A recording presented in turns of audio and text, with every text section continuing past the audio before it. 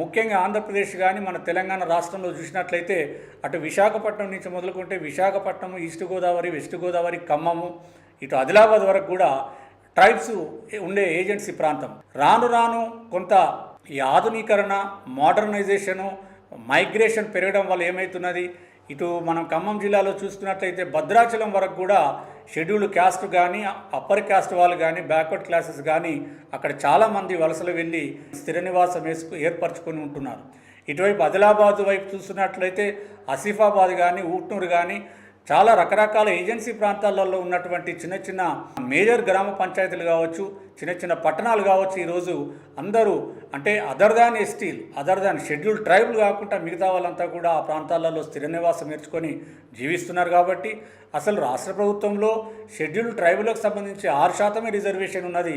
6% reservation వాళ్లకు 100% reservation governor కల్పించడం అనేది అది రాజ్యాంగబద్ధంగా చెల్లదని ధర్మాసనం చెప్పడం జరిగింది. అదేవిధంగా ఇక్కడ ఇంకొక కీలకమైన అంశం ఏంటంటే ఆర్టికల్స్ 341, 342, ఆర్టికల్ 342(a)ను వాటిని ఆధారంగా చేసుకొని రాష్ట్ర ప్రభుత్వాలు కానీ, కేంద్ర ప్రభుత్వాలు కానీ ఎప్పటికప్పుడు ఎస్సీ జాబితా, ఎస్టీ జాబితా మరియు బీసీ జాబితాలను కూడా సవరణ చేయాలని కూడా సూచించడం జరిగింది. అంటే ఇక్కడ మనం అర్థం చేసుకునేది ఏంటంటే మొత్తంగా ఈ షెడ్యూల్డ్ ప్రాంతాలలో 100% రిజర్వేషన్ అనేది 1986 నుంచి ఒక్క విద్యాశాఖనే కాదు, అన్ని శాఖలలో రెవెన్యూ శాఖ కానీ, హెల్త్ శాఖ కానీ అప్ టు క్లాస్ 3 ఉద్యోగుల వరకు, అంటే క్లాస్ 4 ఉద్యోగాలు మరియు మొత్తం క్లాస్ 3 ఉద్యోగాలు పూర్తిగా షెడ్యూల్డ్ తెగలకే 100% కేటాయించి నియామకాలు చేపట్టారు.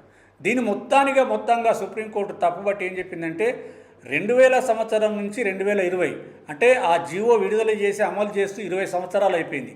ఈ 20 సంవత్సరాల్లో జరిగినటువంటి టీచర్ నియామకాలన్నీ కూడా రివ్యూ చేసి ఖచ్చితంగా అవన్నీ తొలగించి జనరల్ అభ్యర్థులు వచ్చే మన దగ్గర ఉన్న ఆంధ్రప్రదేశ్ కానీ, తెలంగాణలో కానీ రాష్ట్ర ప్రభుత్వాలు అమలు చేస్తున్నటువంటి రిజర్వేషన్ ప్యాటర్న్ ఎట్లా ఉంది, షెడ్యూల్డ్ ట్రైబ్స్ అయితే 6%, షెడ్యూల్డ్ క్యాస్ట్ అయితే 15%, బ్యాక్వర్డ్ క్లాసెస్ అయితే 29%. బ్యాక్వర్డ్ క్లాసెస్లో ఏ గ్రూప్కి 7%, B group 10%, C group 1%, D group 7% మరియు బీసీఈ గ్రూప్ ముస్లిమ్స్ కమ్యూనిటీస్కి 4% రిజర్వేషన్ అమలు చేస్తున్నారు. ఈ విధంగా అమలు చేసి మొత్తం నియామకాలన్నీ కూడా రివైజ్ చేయడం జరిగింది.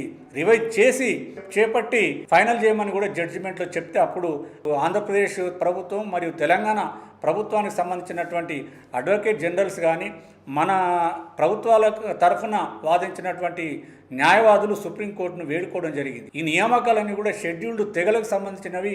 వాళ్ళు చాలా బిలో పావర్టీ లైన్లో ఉంటారు, షెడ్యూల్డ్ తెగలు కాబట్టి వాళ్ళను ఎగ్జంప్షన్ ఇవ్వాలని వేడుకున్నప్పుడు వాళ్ళకి రిలీఫ్ ఇవ్వడం జరిగింది.